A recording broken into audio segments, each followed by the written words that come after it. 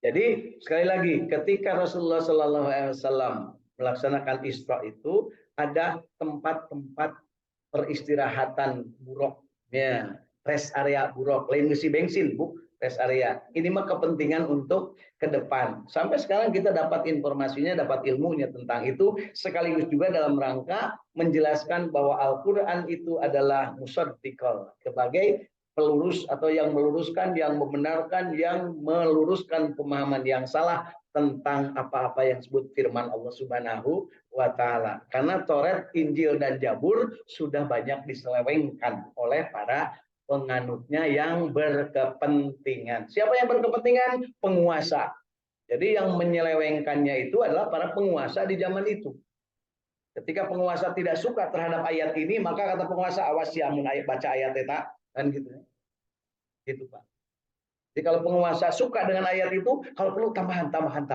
Jadi ayat bisa ditambah, ayat bisa dipotong.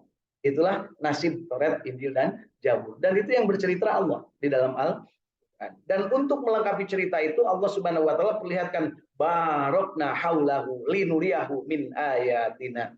Diperlihatkan tanda-tanda kekuasaannya dan bukti-bukti nyata bahwa Taurat, Injil dan Zabur itu pernah ada dan saat ini sudah tidak otentik lagi, tidak original lagi, gitu. Ya, jadi ketika Isra, Rasulullah SAW turun pertama kali di rest area yang namanya Yastrib, yang nanti akan menjadi tempat Rasulullah. Jadi masa depan. Jadi Bapak Ibu, kalau segala sesuatu, kalau kita ingin berbuat sesuatu, selalu lihat masa depan dulu, jangan lihat masa lalu dulu, lihat masa depan. Setelah itu sambil berjalan menuju masa depan, jangan lupa masa lalu. Itu pelajarannya, Bu, dari Isra Mi'raj.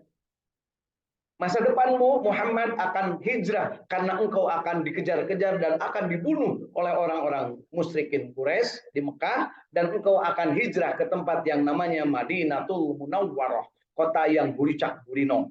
Nah, masyarakatnya nanti di sana bakal jadi masyarakat madani, masyarakat perkotaan, masyarakat yang civil society kalau istilah sekarang. Masyarakat yang penuh dedeh, penuh asih, penuh cinta, tidak akan ada pernah sesuatu yang tidak ada yang sesuai aturan yang diatur oleh Allah Subhanahu wa taala. Balalager, Bu, orang Madinah. Jadi nanti Bapak Ibu kalau ke sana cari orang Madinah. Ya, cari orang Madinah. Gimana caranya? Tinggal liwe, jangkung gede, kasep, marak kesorban, warna rodas, terus janggut tete alus. Ya. Mun kadinya orang ucapkan assalamualaikum ya Rasulullah atau sallu ala nabi, mereka langsung ngagabrung. Ternyata dulu orang lain petek-petek kritik ya cenah di Tasik gitu banyak cek manehna teh menurut bahasa manehna Pak Dede. Di mana ujang teh abdi mati di Tupati Sukamiskin. Rek naon ka dieu abdi jeung rombongan Pak sabaraha urang 40 urang hayu ka dieu diajak buka imahna ku manehna. Ya, diajak naon teh ieu aya kadaharan jeung bisa 40 urang kan gitu dibawa. Bager Bu. Kan hese dengan orang Madinah teh Bu. Dina waktu haji. Sabab naon? Biasanya mah waktu haji orang Madinah mah pelesir. Jadi orang dinya imah-imahna dikontrakeun gitu Bu. Jadi orang Mekah, orang Madinah, nu aslina orang dinya, lamun keur usum haji, maranehna mah ka Indonesia. Dan buka pemajikan oke orang dia kan gitunya sekalian. Jadi pelesir nate, liburan nate di Mekah Madinah mah keur usum haji. Maka lamun kaditu mun hayang dengan orang Mekah Madinah kudu umroh lain di musim haji. Coba ya. Kudu kumaha carana neangan orang Madinah di Madinah? Carana Bu? Gampang. Nangtung di sok pertama Masjidil Nabawi pasti ada orang Madinah. Tapi lo mau di tukang mah enggak aja orang-orang deui we Pak di tukang punya orang dia sok biasanya rane di tukang ya gitu. Ya. Gitunya Pak ya. Nah, insya saha pemimpin orang Madinah Bu? Saha pemimpin orang Madinah? Kanjeng Nabi. Kemudian mereka itu sangat menjunjung tinggi Kanjeng Nabi sehingga kalau kita mengucapkan Allahumma sholli ala Muhammad atau shollu ala Nabi, mereka langsung ngaliek bari Muhammad. Lain Pak Uum Muhammad. Pokoknya Muhammad kabeh nu bager nu maca sholawat kabeh ge dibere ngaran Muhammad. Jadi mun kayak Pak Dede kan itu Allahumma sholli ala Muhammad atau shollu ala Nabi itu bari ngelongkrong hayang sasalaman. Muhammad. Ya Muhammad Dede gitu Bu. Ya. Artinya apa? Mereka ngaku. Itulah penduduk kota Madinah, kota masa depan yang sampai dengan kiamat akan tetap murung-biar. Dan Dajjal dan orang-orang kafir tidak akan bisa masuk ke dalam kota Madinah sampai dengan hari kiamat. Itu Bu ya. Jadi Bapak Ibu lamun hayang aman ke Madinah jeung ka Mekah Bu. Kumaha di dia? Ya di dia ge aman Bu ya. Ya. Nah, berikutnya naik lagi Buro, kemudian berangkat lagi turun di Bukit Tur Sina atau Gunung Sinai di tempat Nabi Musa menerima wahyu Allah Subhanahu wa taala. Diterangkan oleh malaikat Jibril di sini tempatnya. Nah, sebelum nyampe ke Gunung Sinai, Rasulullah SAW mencium bau wangi. Bau wangi, Bu. Wangi apa, Bu? Waktu bau wangi minyak kasturi. Dari mana bau itu? Nah, kata malaikat Jibril, bau ini adalah dari kuburnya Siti Masyitoh, tukang sisir atau tukang salon atau tukang rias anak Fir'aun. Ya, Siti Masyitoh, gitu ya. Lalu ibu jeung Siti Masyitoh nyata orang dinya punya. Nah, kemudian ya udah cerita Siti Masyitoh kan udah tahu Bu ya, yang digodong di atas kuali, siga bala-bala bernyebut digoreng-goreng gitu punya. Nah, kemudian berikutnya adalah naik lagi. Nah, di Bukit Tursina juga Rasulullah itu sholat 2 rakaat disuruh oleh Allah Subhanahu wa taala. Jadi Bapak Ibu pelajarannya bagi kita, kalau kemanapun kita pergi, begitu nyampe, lakukanlah sholat 2 rakaat. Dimanapun sholatnya boleh, asal suci bersih. Itu kudu di masjid wae ya, di mana we parede mau motor di areka Garutnya tiba-tiba capek di jalan deh masuk ke rest area ke masjid lain dengan saukur ki unggul Pak tahu ke pom bensin lain dengan saukur ngisi bensin motor wae perlu dicas perlu diisi bensinna kayak malam motor listrik perlu dicas lah Pak dicas lah bari udud pada datang ngatewan ngecas motornya ayeuna mah teu meunang no smoking di rest area ibunya di pom bensin ya. Bensin itu bahasa Inggrisnya no smoking. Ya. Ya, jadi mau naon, pengen nyaho bahasa Inggris no smoking, Bu. Kita tuh bahas pom bensin. Ya. Berikutnya adalah apa yang dilakukan di dalam di namanya Bukit Tursina itu Rasulullah sholat 2 rakaat. Kemudian beliau bertanya, nanya dulu apa sholat dulu? Nanya dulu sholat dulu. Sholat duluan. Ayo orang kan nanya heula kakara sholat. Tunggunya kemarin datang ke masjid kita anu di Al Kamil teh punya can anu wis turun sagala ditanyakeun ka dieu teh ka masjid ini ka masjid wudu salat heula 2 rakaat ke kakara keluar deui terus katanya sekolah ditanyakeun salatna can pas ditanya salat abi mendak lancinganana ini ke masjid kalakuan siga meong punya dan gitu ya ulah deui punya. Jadi kemana pun kita pergi, sholat 2 rakaat, nggak usah banyak-banyak. Sholat 2 rakaat, sholat naon, da Allah menyaho. Ya. Allah mau ninggal, ya. Tiba-tiba pada datang Allahu Akbar. Cek nugi geun teh sholat naon, main be. Tong batal itu Bu. Terus kan sholat teh Bu ya. Biasanya mah awewe Bu sok naranya gitu teh. Haji eta sholat naon? Ya sholat, selalu ada yang di ditu ge sholat. Ayah sholat mutlak Bu anu sholat teu kudu make niatna naon pokokna mah sholat punya ini ulama kan kudu make ngaran wae sholat Bu sholat duha sholat subuh ngaranna aya kabeh tapi sholatna tara sholat tahajud punya sholat tarawih nya punya loba pisan aya nanya sholat hajat aya nanya sholat tobat loba anu nanya tapi tara ngalaksanakeun aslinya di urang punya mata lamun ngaranna sholat Bu teu kudu make judul geuna naon sholatna uninga Allah gitu ya. Lu penting mah boga wudu terus mimitina takbiratul ihram akhiri dengan salam eta ngaranna salat. Saumur-umur ibu salat insyaallah moal aya moal beakeun rezeki. Teu gawe maksudna mah nganggur ibu salat we terus insyaallah moal kalaparan. Ya. Ayeuna oge nu teu salat teu boga gawe dalahan. Bener teu? Gawe teu boga, salat teu wudu. Ya. Tapi dalahan Bu, aya rezekina leres. Matak teh lah lamun hayang sejahtera, geus we salat. Teu kudu buka warung teu kudu. Kakang jeung Nabi wis carita buka warung. Kan gitu ya. Tapi syaratna kudu yakin yen Allah ajamin ka jelema anu salat. Kan diparentahna ge naon Bu? Ista'inu bisyabri wa salat. Minta tulung ke Allah ku sabar jeung salat. Salat teh jeung puasa di dunia mah geus we eta. Salat jeung puasa dahar sakapanggihna. Kan gitu ya. Terus Bro. Ya, baik. Ucuna pan kudu digawe eta mangan syariat digawe. Gawe oge lamun pas waktu salat eureun digaweana. Gitu. Ya. Gitu. Nah, berikutnya adalah setelahnya di apa tadi Bu? Bukit Tursina, tempat Nabi Musa menerima wahyu. Kemudian beliau naik lagi ke Buruk, kemudian berangkat lagi turun di tempat Nabi Isa dilahirkan. Namanya Baitul Lahmin. Ya, di Bethlehem itu Bu, di depan ada gereja besar, di seberangan gereja, di dia ayat tempat kecil, seberangan gereja ada masjid. Jadi di Bethlehem juga ada masjid. Nah, jadi lamun urang ngarep ke Mekah, sholatnya kan ngadep ke Mekah. Ngadep ke Mekah, tadi tukang nanti ayah gereja gede. Di sebelah kanan nah ayah toko perhiasan alusku. Kalau orang beli insya Allah masjid iyo jeung kabeh nepi ka Sindang Laya kali itu moal kabeli.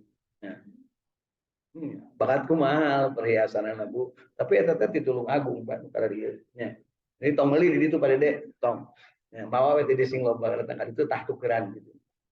Nah, baik. Jadi kemudian di Bethlehem. Di Bethlehem juga sama. Rasulullah begitu turun, suruh sholat 2 rakaat dan nanya, apa ini? Inilah tempat Isa alaihissalam dilahirkan. Siapa yang melahirkannya? Siti Maryam. Siapa bidannya? Bidannya. Siapa bidannya, Bu? Abu Bidan. Apa? Ada Abu Bidan yang melahirkannya. Nyalira. Nah, kemudian berikutnya adalah naik lagi dari Bethlehem gitu, dari Baitul Amin, dari tempat Nabi Isa dilahirkan. Kemudian naik lagi turun di namanya Masjidil Aqsa. Bukan di tempat kubahnya, tapi di Masjidil Aqsa. Jadi Masjidil Aqsa-nya dengan tempat kubah itu beda. Jaraknya kurang lebih ada 300 meteran gitu ya, masjid dari itu. Ya, gitu. Kemudian di situ beliau tidak disuruh sholat 2 rakaat. Ya, apa yang dilakukan di situ? Beliau disuruh ngimamin 240.000 nabi dan rasul. Jadi kalau di Madinah mah disuruh sholat 2 rakaat, berarti kan sendirian. Kemudian di apa tadi Bu? Bukit Tursina. Nah, di Muqaddasit Tua disebutnya Muqaddasit Tua, tempat suci di Bukit Tursina, di Gunung Sinai yang sekarang dekat jalur gajah gitu ya, perbatasan antara Mesir dengan Palestina. Nah, kemudian naik lagi turun di Bethlehem. Bethlehem itu ke Masjidil Aqsa masih kalau naik bis itu masih 1 jam, masih harus naik lagi ya. Jadi naik lagi baru sampai di rest area keempat yang namanya Masjidil Aqsa. Dari situ baru naik ke langit 1, kemudian bertemu dengan siapa? Nabi Adam langit kedua, Nabi Isa dan Nabi Yahya Nabi ketiga, Nabi Yusuf langit keempat, Nabi Idris langit kelima, Nabi Habib langit keenam, Nabi Musa langit ketujuh, Nabi Ibrahim. Bapak Ibu, itu yang namanya langit itu mencerminkan kualitas kehidupan seseorang di dalam ketakwaan kepada Allah. Ya. Jadi lamun ayeuna manusia nu boga dosa, yang boga dosa, nah, masih di langit kan siapa yang boga dosa? Nabi Adam. Nah, Nabi Adam boga dosa tanya di langit kahiji. Lah boga dosa, tapi geus diampuni ku Allah.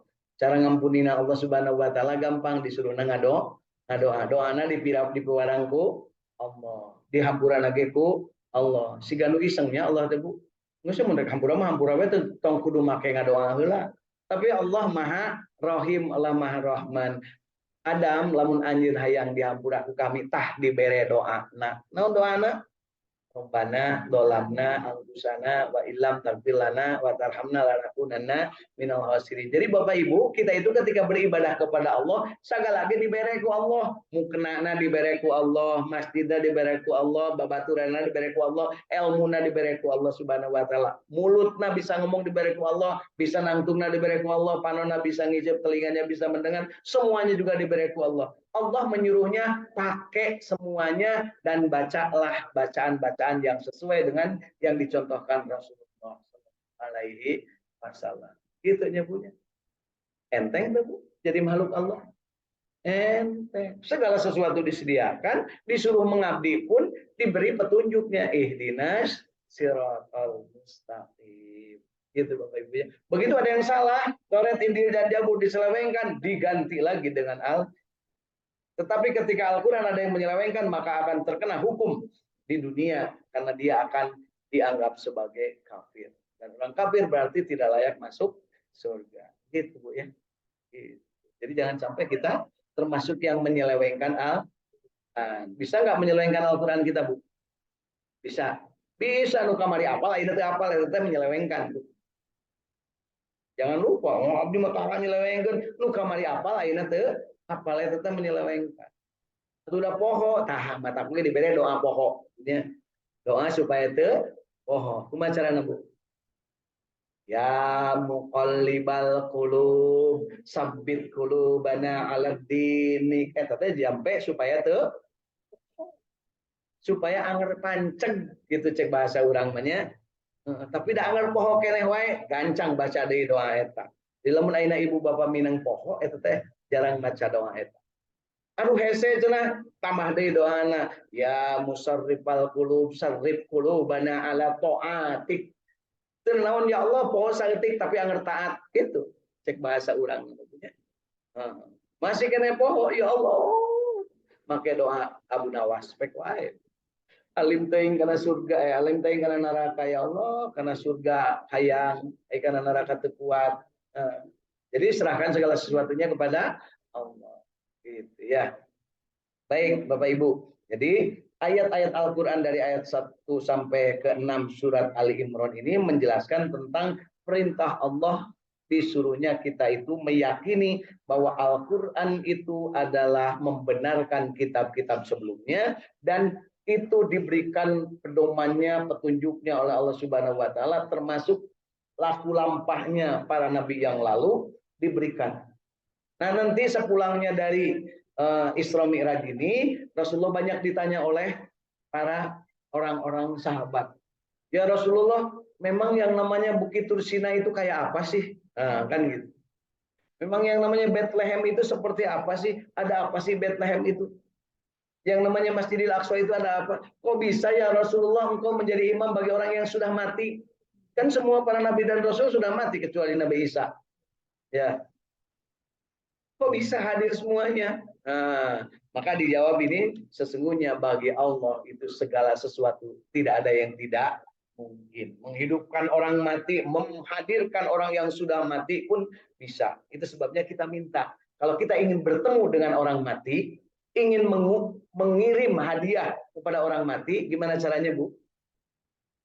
Minta kepada Allah. Itu Bu ya. Jangan lupa.